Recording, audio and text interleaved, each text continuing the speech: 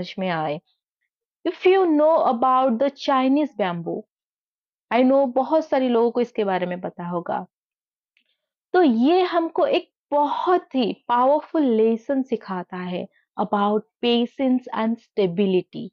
जब Chinese bamboo को plant किया जाता है, it has two distinct growth phases, यानी कि इसके दो ग्रोथ फेजेस होते हैं। फर्स्ट फेज में ये लगभग 4 साल तक अंडरग्राउंड में ग्रो करता है, जो कि लगभग 80 फीट इसकी लेंथ होती है, बट ऊपर सरफेस में ये बिल्कुल भी विजिबल नहीं होता। जैसे ही सेकेंड फेज आता है, जो कि 5th ईयर होता है, it growing up to 39 inches in a single day, और विद इन ए 6 वीक्स ये लगभग 80 टू 90 फीट लॉन्ग हो जाता है। तो सोचो ये जो रैपिड ग्रोथ होता है ये कैसे होता है।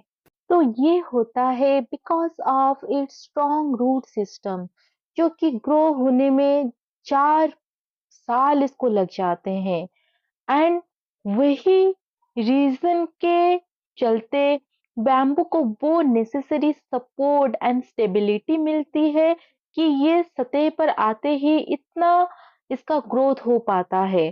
तो यहाँ हमें लेसन क्या मिलता है कि जो इनर वर्क डीएफ आप इतने टाइम से पेशेंस एंड फेथ के साथ करते हो, जब आप पूरी तरह एनर्जेटिकली स्टेबल एंड स्ट्रांग हो जाते हो, आप ही सपोर्ट बनते हो अपने डीएम की 3D में अवेकन होने की।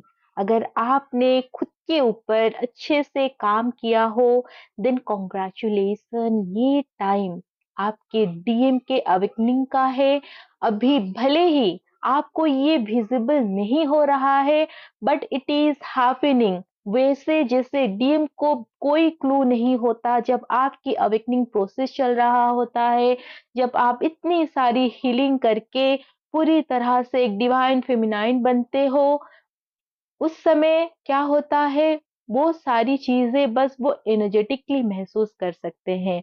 एंड इस समय अगर आप उस एनर्जी में हो कि आप पूरी तरह से स्टेबल हो, पूरी तरह से डिवाइन के साथ अलाइन हो, देन ये आपके जो डीएम है ये पूरी तरह से बैलेंस एंड हील होके आपके और आ रहे हैं, और ये एनर्जी आप अपने अंदर महसूस कर पा रहे होंगे।